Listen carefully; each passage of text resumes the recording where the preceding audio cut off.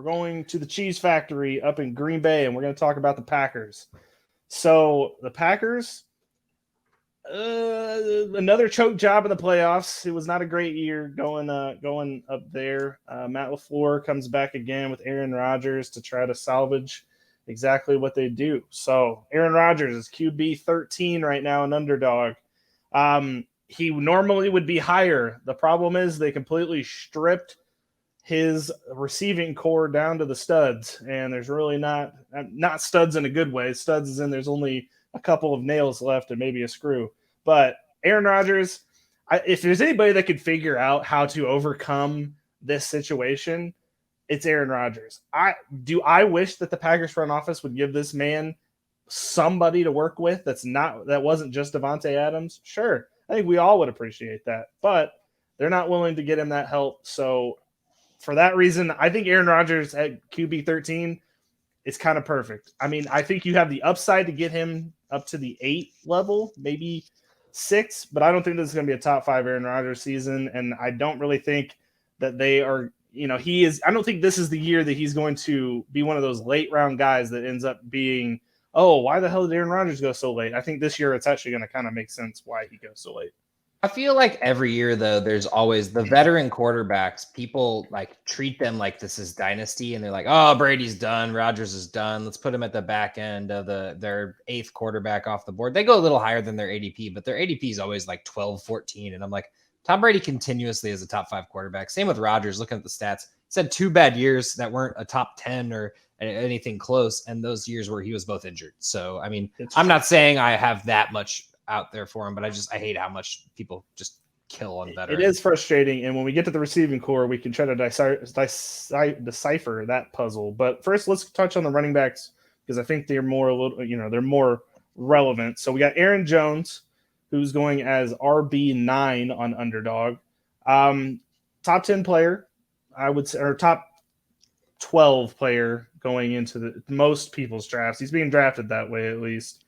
I think the reason that you're going to get the return on investment on Aaron Jones this year is because his pass catchers are unreliable, and other than Allen Lazard maybe, but we'll get to that in a second. But Aaron Jones is probably going to be the leading receiver on this team for at least a little while into the season. So I think that at least for the first 6-7 weeks, while Aaron Rodgers kind of develops that on-field in-game rapport with some of these newer guys, I think Aaron Jones is going to be his safety blanket. And I think that he's going to get peppered with targets very early in the season.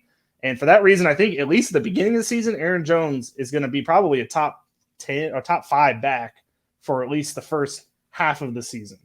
I think that's not crazy to think, at least until he gets a rapport with some of these receivers that are playing their first games in a Packer uniform this season. Quickly, I got AJ Dillon. He is running back 24 on Underdog currently. I think that this is going to be a split workload for sure.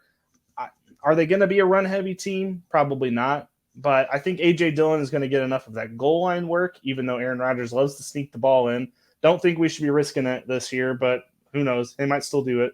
And I think he could get a lot of that third down, well, not third down, but first down back work for the Packers as well. A.J. Dillon is Quadzilla. I mean, he's the quad father. So he's a very strong runner. He's a very violent runner. And they have not really used him as much as I think that he could handle as, his physique could allow. So I think, as an RB2, that might be a little strong. I don't think, because he's going, like I said, as RB24 right now, I don't know if he's going to necessarily return that investment. But I still see that, he has the upside. I think at the highest level, he gets to like 24, 23, 22, something like that. But I don't think that the level, at least with Aaron Jones still playing and still running the ball, if they're not just going to use him in an exclusively pass-catching role, I think that A.J. Dillon is going to be a primary runner, but maybe not get as much work. I have to actually slightly disagree with you here. I think A.J. Dillon's ADP is right where it should be. If not, I might reach for him a little bit because, number one, this is the 1 year I'll buy Aaron Jones. I'm pretty sure I was highly against it last year. I would be too. If it weren't without the touchdowns last year, those 10 touchdowns and the 50 catches, he didn't have that good of a year. He still made it into the top 10 in standard, but in PPR, he was only the 13th best, and he was going in the top 10. So you didn't get your return on investment there, and that was probably your running back 1 because you probably went wide receiver ahead, or maybe wide receiver or running back 2 if you went. But my thing is Aaron Jones and Dillon are going to have their work cut out for them, whether albeit in the passing game or the wide receiver or in the running game. Both of these guys were 800-yard rushers. If you give AJ Dillon 10 more catches and a couple of those touchdowns for Aaron Jones, they're the exact same running back last year. And yes, Aaron Jones was injured for a couple games, but it wasn't that much. So Dillon did have a role. He played out all year and he had 800 yards. I'm a big fan of Dillon. You are kind of banking on an injury here. It's kind of like I look at this as the Kareem Hunt, Nick Chubb situation. You're like, oh, Nick Chubb might have a bad year, aka Aaron Jones, but Kareem Hunt, he might not get as much because he's not the number 1 guy, aka AJ Dillon here. So I'm looking at all 4 of those guys in a draft. I'm getting both of these guys on one of my teams at somewhere. That's fair. And as you can see on the screen, it does say, he was number 21 in PPR, number 23 in standard. That's fair. That's I think would be the return on that 24, which he's going right now. Without the injuries, it's just like, I don't know. There's a lot of unknowns. I mean, he's still somebody that I would take if it was, 7th, 8th round when you're in the running back dead zone. I think AJ Dillon will be one of those guys that you can target and feel comfortable with, at least being on your team, especially if you go running back heavy on your team. If you get Derrick Henry in the first round, maybe grab Mixon in the second round, and then wait a little bit longer and get AJ Dillon as your 5th round. Something like that is a great way to build your team around, because AJ Dillon, it takes one injury to Aaron Jones and immediately he's an RB1, and then you have 3 RB1s on your team. Plus, just trade chip wise, he is a very smart asset to have on your team.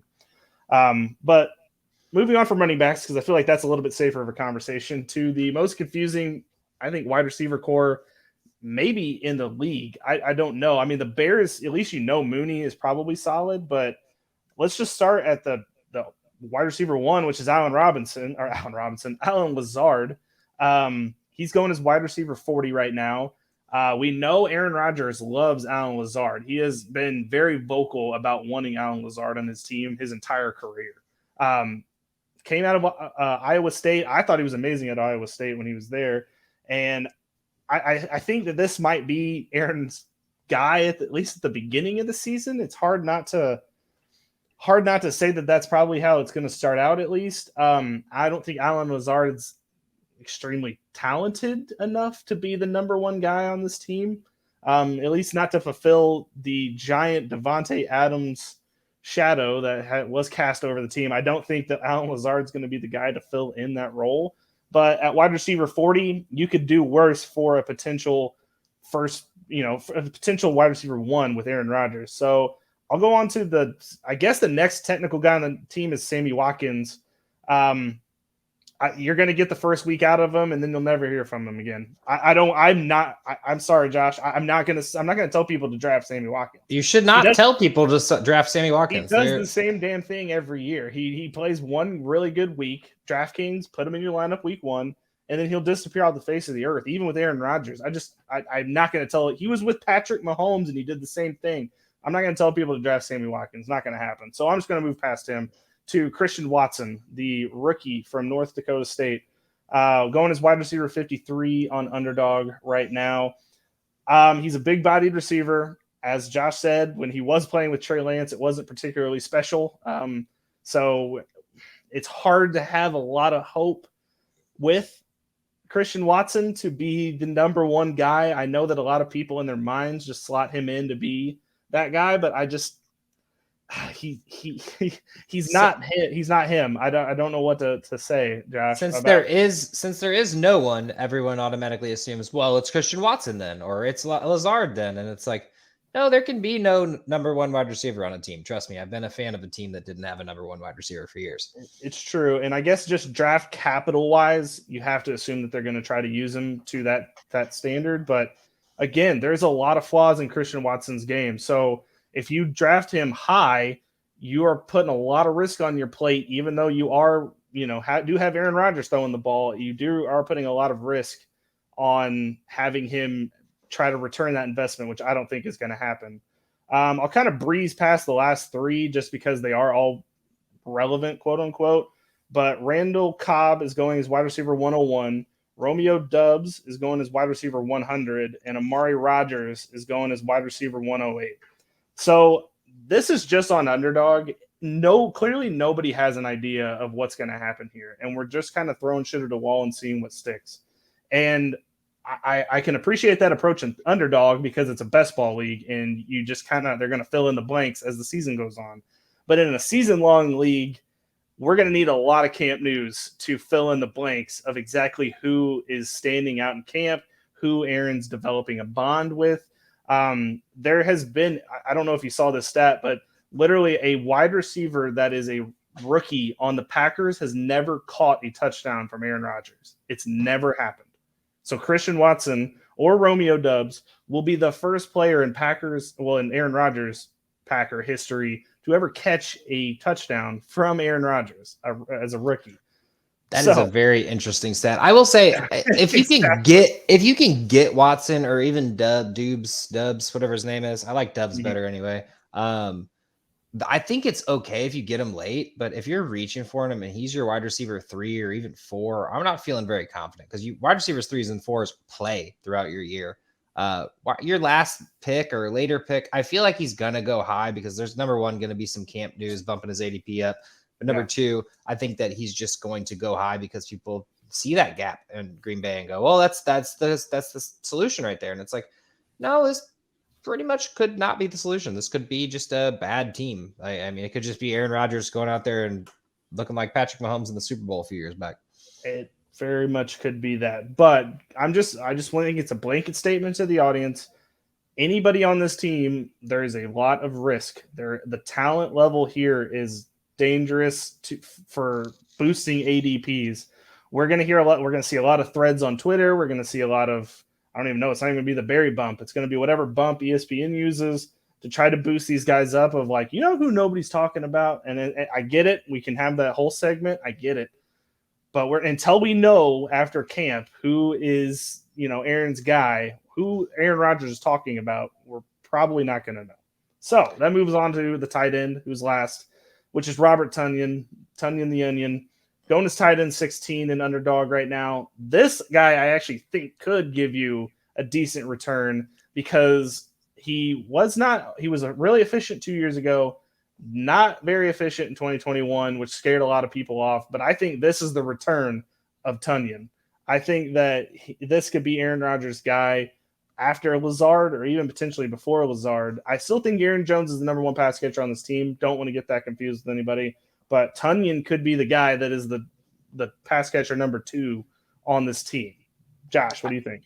I was going to say the same thing. I was waiting for you to bring him up. I didn't want to jump the gun here, but I actually really like Tonyan this year. Not like as a tight end 1. I like him as my backup tight end. Like I'd rather have myself a good tight end first, or maybe get the last pick of the top 10 tight ends and then go grab Tonyan as well as my backup, because this guy could have a good year. I don't think the yardage is going to be there, but as you saw in 2020, those 11 touchdowns, there's a lot of touchdowns vacated from this team. And yeah, there's going to be some red zone rushes and stuff, but they have to also pass that ball. They can't just run when they're in the red zone. And if they're throwing it in the red zone, it's most likely 10. So I'd say 10 touchdowns is pretty much what he's going to get. I think you can pretty much book it. I think the other stats are the ones you don't really know about.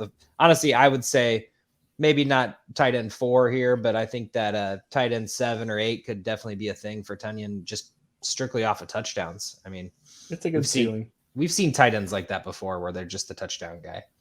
For sure. Okay, well, enough of the offense. Josh, is the defense.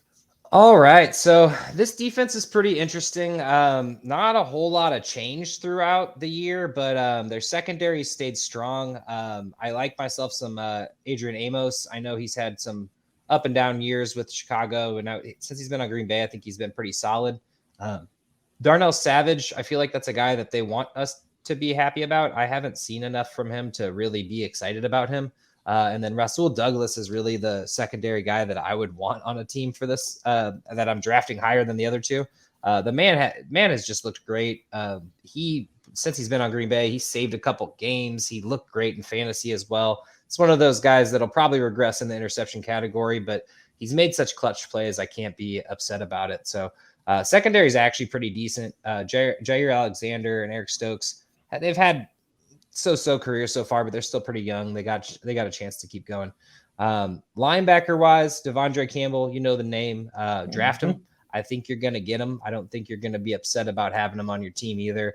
You are going to pay the price tag for him in IDP, but I think he's well worth it once you get past those, top 5, 6 linebackers. I think he's pretty much left there alone. That's still a standout. And then one thing I don't understand, I want to touch on this, and maybe Billy has some more insight on this. Quay Walker, who they drafted, I wouldn't say unnecessarily. Chris Barnes was filling in just fine as the second linebacker there, but they draft Quay Walker before Devin Lloyd. Nakobe Dean slips to the 3rd round. I feel like they realized they made a mistake because they could have grabbed a wide receiver there. They could have grabbed anything else there. Still got Dean the next round or something. So Quay Walker really doesn't make a whole lot of sense to me here, but they do have him, so something to look at. I don't know how much. He's probably just going to step into the Chris Barnes role and put up the 80-ish tackles or so if he has a good rookie year and if he lives up to his name. And I'll turn that over to Billy here in a second, but let's get into the edge rushers, Preston Smith and Rashaan Gary.